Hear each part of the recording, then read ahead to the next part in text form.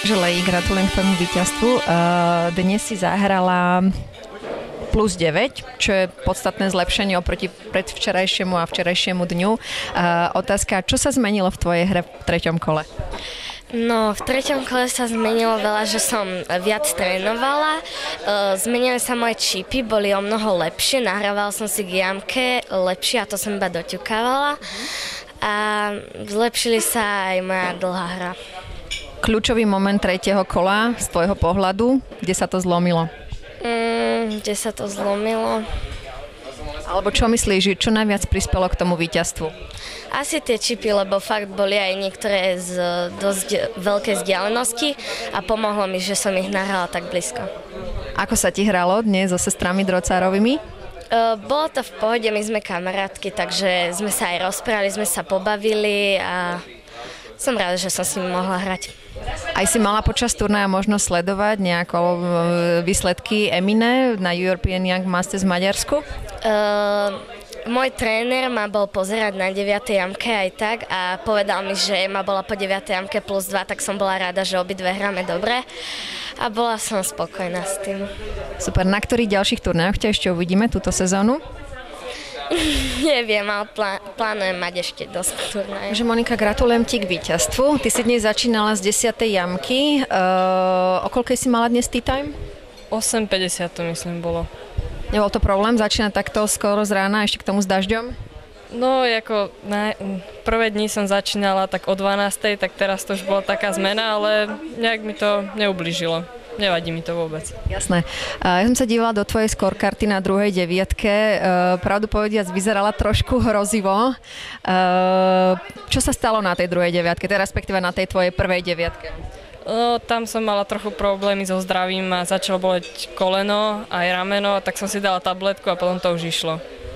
To sa hneď odrazilo na tvojej druhej deviatke, ktorá vyzerala úplne fantasticky. Pripisuješ to teda len tej tabletke, alebo si aj niečo zmenila na svojej hre? No, už som chcela, že poďme už konečne hrať golf, že už treba bojovať dneska.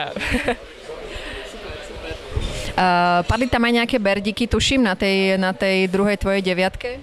Áno, to bola 9. jamka a myslím, že 6. jamka. A to som na 6. jamke som to dal asi 10 metrov od fangle a skotolo sa mi to 2 metre k nej.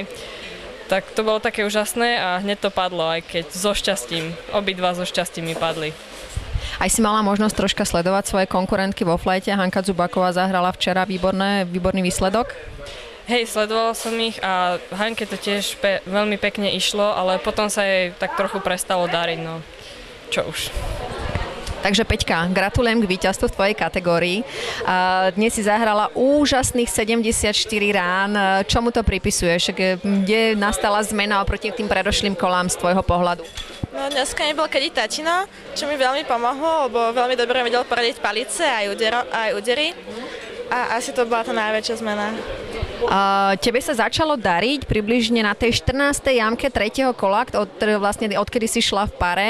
No a 4 birdy na prvej deviatke, teda na tvojej druhej deviatke, prvej ihriskovej deviatke. No tak to nám musíš troška približiť.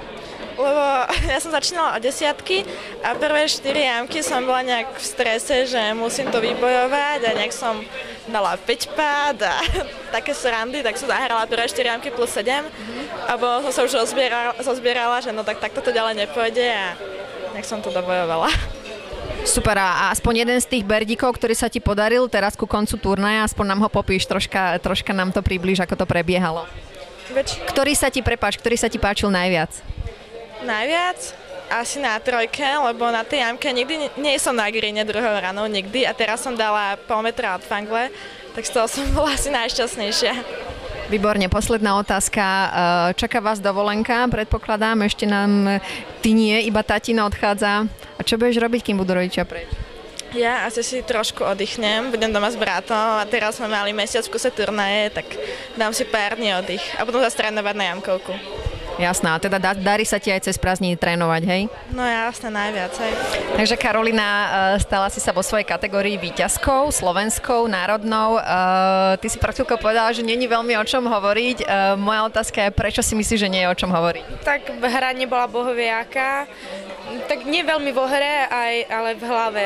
To tieto posledné 4 mesiace ako sa mi nedarí, tak dúfam, že dostanem sa do tej vytúženej formy a ukážem, že viem hrať akože v podstate dobre ten golf. Ktorý deň sa ti hralo najťažšie? Dneska druhá devina sa mi najťažšie hrala. Videla som tam v scorekarte nejaké chybičky tam boli. Áno, mala som aj nešťastie, aj ja som robila nejaké chyby a potom v podstate som to ako, keby povedzme tak, že už som to vzdala hlavou, už som proste nerozmýšľala nad tým niekedy, na niektorých tých ranách. Nebol trošku problém aj v ihrisku, predsa len 3 dní bolo ihrisko zmáčané dažďom, vždycky je to náročnejšie, aj tie fairwaye sú pomalšie, greeny takisto. Určite to bolo náročné dosť hrať a dneska to ihrisko bolo veľmi rozmočené, za to, že 3 dní pršalo, tak aj to, že nevždycky sme boli v dobrých pozíciách, tak aj tie rany potom sa aj pokazili kvôli tomu. Ty tuším trénuješ na Hrone, že? V Sliači. Čo hovoríš na novú 18-ku, teda na novú 9-ku? Ako hodnotíš to ihrisko? No ja si myslím, že z toho sa stane dobré ihrisko. Na trénovaní hlavne veľmi dobre na presnosť. Aj keď je to, niektoré jamky sú dosť krátke, ale druhá devina bude mať aj dosť dlhé jamky, takže to bude také primerané. Jasné, ja som videla, tam je nejaký, tuším, 2 alebo 3 5-pary sú na tej druhej 9-ke a... Jedno je tak do účka, takže to je tiež tak na presnosť. Takže ťažké celkom ihrisko, nie je to ľahké. 17-ka ostrovný green.